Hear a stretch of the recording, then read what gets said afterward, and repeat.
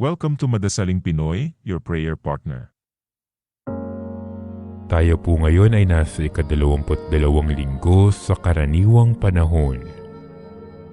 Kaya naman sa pakikiisa sa Simbahang Katolika sa buong mundo, itaas natin ang ating mga puso at sabay-sabay nating pakinggan at pagnilayan ang salita ng Diyos ngayong araw.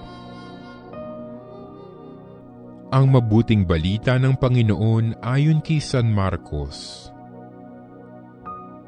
Noong panahong iyon, may mga Pariseo at ilang eskribang galing sa Jerusalem na lumapit kay Jesus. Nakita nila ang ilan sa mga alagad ni Jesus ay kumain nang hindi muna naghugas ng kamay sa paraang naaayon sa turong minana nila. Ang mga Hudyo, lalo na ang mga Pariseo, ay hindi kumakain hanggat hindi nakapaghuhugas ng kamay ayon sa mga turong minana nila sa kanilang mga ninuno. Hindi rin sila kumakain ng anumang galing sa palengke nang hindi muna ito hinuhugasan. At marami pang ibang minanang turo ang kanilang sinusunod, tulad ng tanging paraan ng paghuhugas ng mga inuman, ng mga saro, ng mga sisidlang tanso at mga higaan. Kaya tinanong si Jesus ng mga Pariseo at mga eskriba, bakit hindi sumusunod ang mga alagad mo sa mga turo ng ating mga ninuno?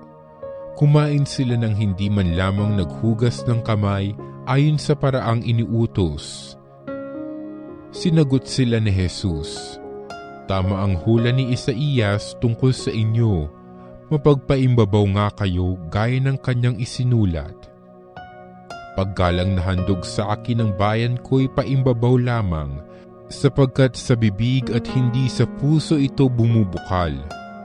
Pagpurit pagsambang ginagawa nila'y walang kabuluhan, ang utos ng tao ay itinuturong utos ng may kapal. Niwawalang kabuluhan nga ninyo ang utos ng Diyos at ang sinusunod ninyo'y ang turo ng tao. Muling pinalapit ni Jesus ang mga tao at sinabi sa kanila, makinig kayong lahat at unawain ang aking sasabihin.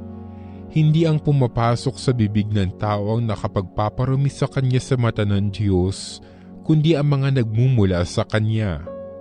Sapagkat sa loob, sa puso ng tao nagmumula ang masasamang isipang nag-uudyok sa kanya na makiapid, magnakaw, pumatay, mangalunya, mag-imbot at gumawa ng lahat ng kabuktutan tulad ng pagdaraya, kahalayan, pagkainggit, paninirang puri, kapalaluan at kahangalan.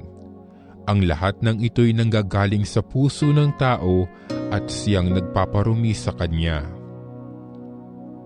Ang mabuting balita ng Panginoon.